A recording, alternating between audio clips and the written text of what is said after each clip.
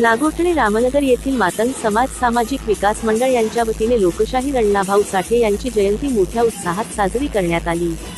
यावेळी लोकशाहीर अण्णाभाऊ साठे यांच्या प्रतिमेला रथावर ठेवून प्रतिमेचे पूजन करून वाजत गाजत मिरवणूक काढण्यात आली।